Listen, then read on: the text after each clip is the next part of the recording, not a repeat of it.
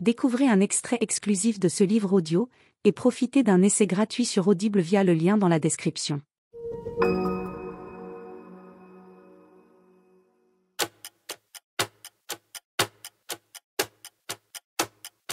« 14 jours restants. »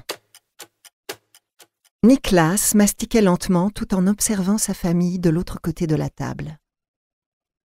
On était le 17 décembre et sa fille et lui avaient décidé de commencer à décorer la maison pour Noël, même si c'était encore prématuré à son goût.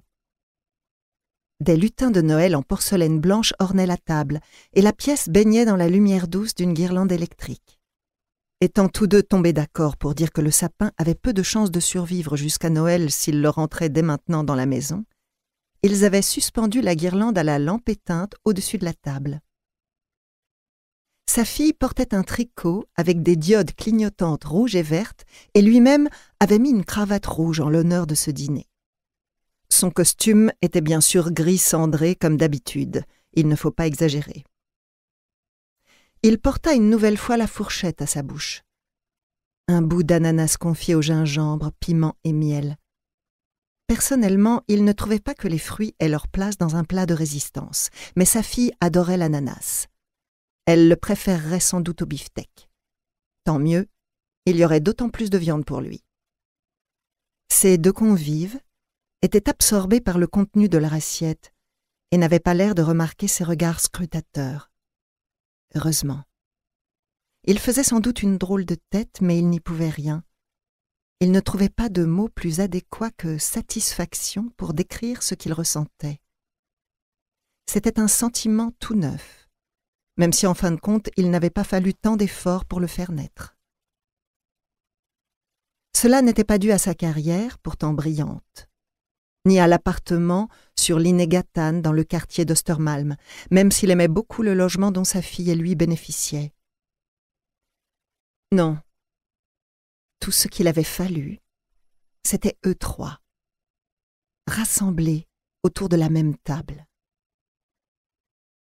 La tentative d'assassinat dont il avait été victime 6 mois auparavant et qui avait fait grand bruit dans la presse n'était plus qu'un mauvais souvenir. Bien sûr, il faisait toujours l'objet d'une protection rapprochée et il faudrait sûrement encore au moins 6 mois avant que ses employeurs ne relâchent un peu la pression.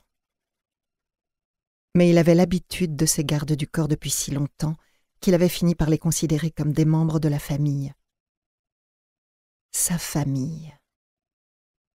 Le centre de ses préoccupations, justement. Sa fille avait 16 ans. Elle devenait une femme, et il était assez satisfait de tout ce qu'il lui avait appris sur la vie. Bien sûr, elle lui balançait régulièrement qu'elle le détestait, mais quoi de plus normal de la part d'une adolescente? Et en face de lui, son ex-femme. Si quelqu'un, ne serait-ce que 6 mois plus tôt, lui avait dit qu'il se retrouverait comme ce soir autour d'un dîner, il n'y aurait pas cru un instant. En aucun cas. Mais le cliché s'était avéré. Le temps guérit toutes les blessures.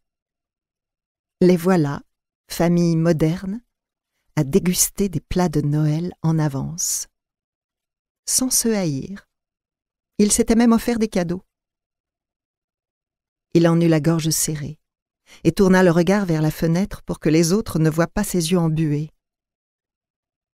Dehors, la neige tombait doucement dans l'obscurité. Le monde était comme une carte postale.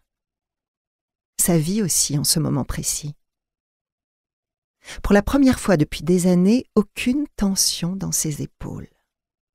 Pas le moindre mal de tête à l'horizon. Un bourdonnement dans l'entrée indiqua que quelqu'un sonnait à la porte. Sa fille leva la tête, surprise. « Qui ça peut être ?» dit-elle. « On est samedi, tu m'avais promis de ne pas travailler le soir de notre dîner de Noël. » « Je n'en ai aucune idée, » répondit-il en toute sincérité. « Vous n'attendez personne non plus, j'imagine. » Sa fille et son ex-femme firent non de la tête. Niklas se dirigea vers l'entrée. Livre audio complet gratuit disponible en description de cette vidéo.